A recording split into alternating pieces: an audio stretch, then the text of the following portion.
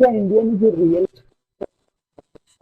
नाराज होते हैं उनके लिए फायदेमंद होता है, कभी कभी नुकसानदायक भी होता है, तो इसी के बारे में इस वीडियो में चर्चा करेंगे। तो नमस्कार दोस्तों, and we real sorry and we finance इस चैनल पे आपका बहुत बहुत स्वागत है। देखिए, आप लोग जो एनआरआई हैं वो आप लोग हमेशा सोचते हैं कि इंडियन रियल एस्टेट में इन्वेस्ट करना सही रहेगा कि नहीं, राइट? और ये इंडियन रियल एस्टेट में इन्वेस्ट करना ना, ये बहुत सारे लोगों का ड्रीम भी है। पर क्या ये सच में एक अच्छा सौदा हो सकता है आपके लिए? आज हम लोग जो भी रियल एस्टेट से रिलेटेड मिथ्स हैं, रिस्क हैं, रियलिटी क्या है, एज एन एनआरआई अगर आप इंडियन रियल एस्टेट में इन्वेस्ट करने जा रहे हैं तो अपनी कुर्सी की पेटी बांध लीजिए। अब हम लोग जंप करने जा रहे हैं इंडियन रियल एस्टेट के ऊपर। मिथ्स और मिसकंसेप्शन जो रियल एस्टेट से रिलेटेड है ना इंडिया में, उसके बारे में बात करते हैं फॉर एनआरआई। यानी कि ये वीडियो स्पेसिफिकली एनआरआई के लिए है। अगर आप एनआरआई नहीं हैं तो भी आप देख सकते हैं, एंजॉय कर सकते हैं, लेकिन अगर आप एनआरआई एनआरआई हैं तो आपको ये वीडियो देखना मैंडेटरी है। तो नंबर वन, पहला जो मिथ है ना, ये है कि जो रियल एस्टेट इन्वेस्टमेंट होता है ना, वो हमेशा से रियल एस्टेट इन्वेस्टमेंट हमेशा प्रॉफिटेबल रहता है। हम बात करते हैं रियलिटी, ये तो मिथ हो गया। अब रियलिटी के बारे में बात करते हैं, एक्चुअल में रियलिटी क्या है। देखिए, जो रियल एस्टेट है ना, ये हमेशा से एक ल्यूक्रेटिव इन्वेस्टमेंट ऑप्शन रहा है इंडिया में। मैं हमेशा से बोलता हूँ कि कोई भी जो इन्वेस्टमेंट होता है वो रिस्क प्रूफ नहीं होता, मतलब 100% रिस्क फ्री नहीं होता है। जैसे कि market fluctuation, economic down turn और रीजनल अगर कोई डिस्प्यूट हुआ तो उसकी वजह से जो रियल एस्टेट की प्राइस सिग्निफिकेंटली चेंज हो जाती है, मतलब ड्रेस्टिकली डाउन जा सकती है। एनआरआई है तो आपको एक अच्छी से रिसर्च करना पड़ेगा और आपको एक लॉन्ग टर्म होराइजन को लेके चलना पड़ेगा, और आपको अपने अपने आपको अपने पोर्टफोलियो को डाइवर्सिफाई करना पड़ेगा। अब बात करते हैं मिथ नंबर 2 के बारे में। बहुत सारे लोगों को ऐसा लगता है ना कि अगर कोई एनआरआई रियल एस्टेट में इन्वेस्ट करता है तो उसकी जो इन्वेस्टमेंट है वो टैक्स एग्जेम्प्ट रहे हैं। बात करते हैं उसके पीछे की रियलिटी क्या है, उसके बारे में बात करते हैं। देखिए, एनआरआई अगर आप हैं और इंडियन रियल एस्टेट में इन्वेस्ट किए हुए हैं तो आपका जो कैपिटल गेन होगा उसके ऊपर आपको टैक्स देना पड़ेगा। जो भी अगर आप लॉन्ग टर्म के लिए करेंगे तो आपको लॉन्ग टर्म में जो कैपिटल गेन होगा उसके ऊपर टैक्स देना पड़ेगा। और आप एनआरआई हैं तो आपको इंडिया में जो रियल एस्टेट से रिलेटेड टैक्सेस हैं उसके बारे में अच्छे से नॉलेज होना चाहिए, तभी आप जाके इन्वेस्ट कीजिए।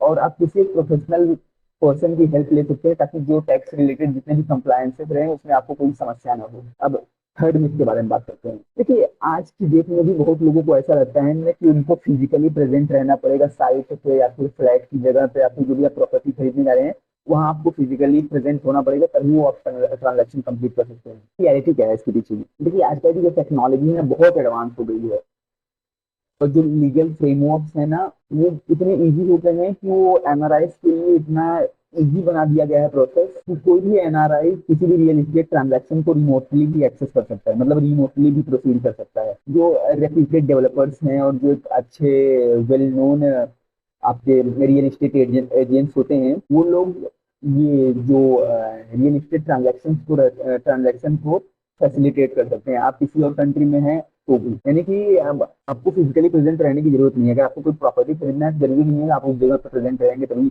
आप प्रॉपर्टी खरीद सकते हैं। आप उस जगह पे न होते हुए भी प्रॉपर्टी इजीली खरीद सकते हैं किसी भी वर्ल्ड के किसी भी कंट्री से। बात करेंगे तीन मिथ के बारे में हम लोग ने बात किया। तो अब बात करते हैं रिस्क क्या क्या एसोसिएटेड है एज एन एनआरआई। अगर आप इंडियन रियल एस्टेट में इन्वेस्ट कर रहे हैं तो आपको क्या क्या रिस्क एसोसिएटेड है उसके बारे में भी जानकारी होना बहुत ज्यादा जरूरी है। रिस्क नंबर 1, देखिए, एज एन एनआरआई आप किसी और कंट्री में रह रहे हैं, ठीक है? तो इससे क्या होता है कि आपका जो लोकल एरिया है जहाँ आप इंडिया में इन्वेस्ट करने जा रहे हैं वहाँ का रीजनल नॉलेज नहीं है आपको। लोकल मार्केट के जो डायनेमिक्स होते हैं उससे आप फैमिलियर नहीं है, जिसमें आपका प्राइसिंग का ट्रेंड क्या है उस मार्केट में, नेबर कैरेक्टरिस्टिक्स क्या है, और यहाँ तक कि पोटेंशियल जो लीगल कॉम्प्लेक्सिटीज होते हैं उन सब के बारे में भी आपको इतना इन डेप्थ नॉलेज नहीं रहेगा। इस केस में जो प्रोफेशनल रियल एस्टेट कंसल्टेंट्स होते हैं आप उनकी हेल्प ले सकते हैं। वो अच्छे से आपके लिए एकदम थरो रिसर्च करके आपके लिए जो बेस्ट प्रॉपर्टी पॉसिबल हो सकेगी वो आपको दे सकते हैं। इससे आपका जो रिस्क है वो कम से कम हो सकता है। अब सेकंड रिस्क के बारे में बात करते हैं। देखिए, एज एन एनआरआई अगर आपने प्रॉपर्टी ले लिया इंडिया में, मैनेज करना एक डिफिकल्ट काम हो जाता है। आप किसी और कंट्री में अपना काम धंधा कर रहे हैं, प्रॉपर्टी को मैनेज करना थोड़ा मतलब प्रॉब्लम आ जाती है मैनेज करने में, क्योंकि एज एन एनआरआई आपके पास लिमिटेड टाइम और लिमिटेड रिसोर्सेस हैं। आप वहां से अप एंड डाउन नहीं कर सकते, उसको रेंट पे देना होता है, वो भी करना है, रिनोवेशन मेंटेनेंस, 50 तरीके काम होते हैं घर में। तो इंडिया में भी बहुत सारे प्रॉपर्टी मैनेजमेंट सर्विसेज भी आ गए हैं, और प्लस जो रियल एस्टेट कंसल्टेंट होते हैं वो भी प्रॉपर्टी मैनेजमेंट का काम शुरू कर दिए हैं।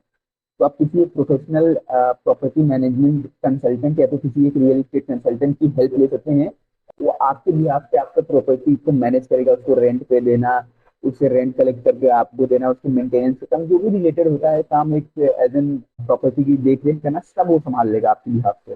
थर्ड रिस्क के बारे में बात करते हैं। देखिए जो थर्ड रिस्क है वो लीगल डिस्प्यूट और टाइटल इशू के बारे में है। देखिए एज एन एनआरआई आपको हमेशा कॉशियस रहना है प्रॉपर्टी को टाइटल और लीगल डॉक्यूमेंटेशन को लेके, ताकि आने वाले समय में फ्यूचर में कभी भी उस प्रॉपर्टी की ओनरशिप को लेकर लीगल इश्यूज, लीगल कंप्लायंसेस ना हो, मतलब लीगल इश्यूज ना हो। इसके लिए आप किसी भी जो लीगल एक्सपर्ट्स होते हैं उनकी हेल्प ले सकते हैं। तो ये हम लोग ने 3 मिनट्स के बारे में बात की है एज एन एनआरआई, मतलब 3 मिनट्स रियल एस्टेट इन्वेस्टमेंट के लिए रिगार्डिंग, और फिर 3 रिस्क के बारे में बात किया।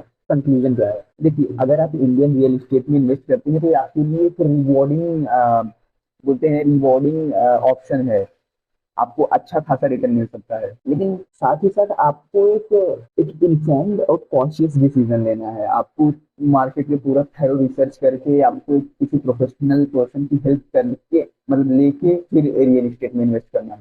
नहीं तो आप अपने बहुत सारे पैसे को आ गया। मतलब उम्मीद करता हूँ कि आपको ये वीडियो अच्छा लगा होगा, और वीडियोस को देखने के लिए चैनल को सब्सक्राइब वीडियो में। तब तक के लिए टाटा बाय बाय।